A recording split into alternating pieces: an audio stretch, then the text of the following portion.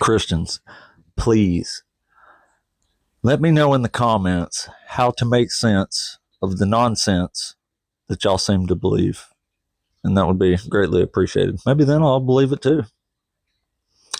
The vast majority of Christians, as I'm about to explain, believe that Jesus is a Messiah who's prophesied in the Old Testament that God will send to save people from their sins, and in Jesus' case, die.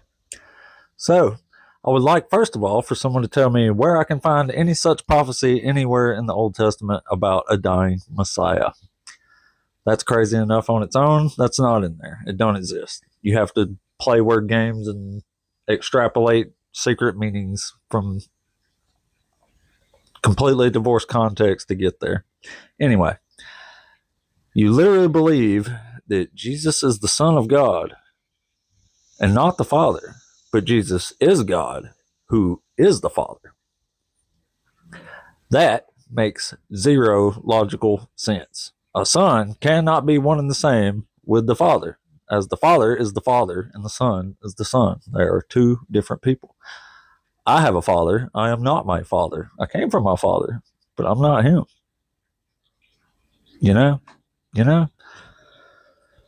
So, what is being said here is that apparently in the Old Testament, God is prophesying through prophets, telling his people that he's going to send a Messiah who is apparently him to die for their sins.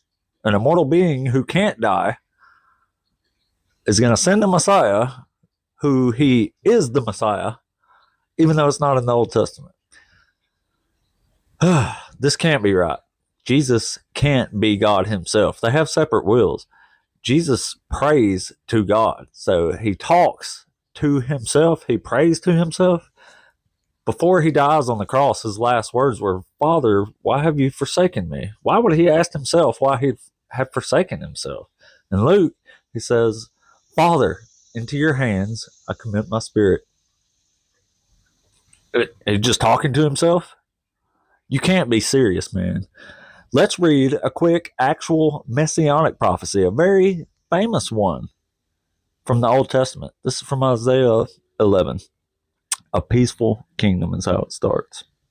A shoot shall come out from the stump of Jesse, and a branch shall grow out of his roots.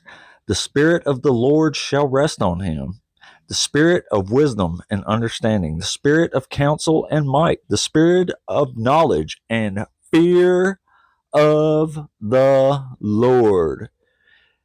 His delight shall be in the fear of the Lord.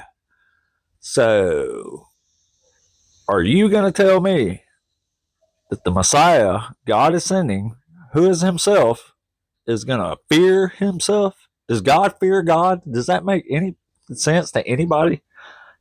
It shouldn't. He shall not judge by what his eyes see, or decide by what his ears hear, but with righteousness he shall judge for the poor, and decide with equity for the oppressed of the earth. He shall strike the earth with the rod of his mouth, and with the breath of his lips he shall unalive the wicked. This isn't describing a Messiah who's going to come and judge people on the day of judgment. This is just saying a Messiah is going to come from the line of David. If you are born into a human line, you are a man who was born from a man's semen that came out of his nutsack. You know, where the faithfulness goes around. God isn't born from Hezekiah from the line of David. That's a human. And he's not talking about ruling some weird spiritual realm here. He says on the earth. He will help the oppressed of the earth. Every Old Testament prophecy about a Messiah is talking about a literal king who is a literal king of a literal place, Jerusalem, Israel, on the literal earth. That's it. You can't get around this without adding some major BS. So, obviously, this is all nonsense. So, why do Christians believe it? Because they've been trained not to lean on their own understanding.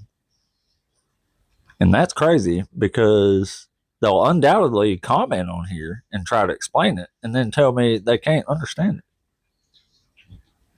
I would really like y'all to comment, though, and tell me how this makes sense when it don't. It's ridiculous. It's absolutely ridiculous. It's illogically incoherent. Even if all this God stuff from the Old Testament was true, you can't get to Jesus being a Messiah who is God himself and the Son who talks to himself. That makes zero sense. Jesus even says in John 5, verse 30, that he can do nothing without the Father. God don't need himself to do stuff. I'm sorry. Anyway, hit me up in the comments, Christians. It's been fun.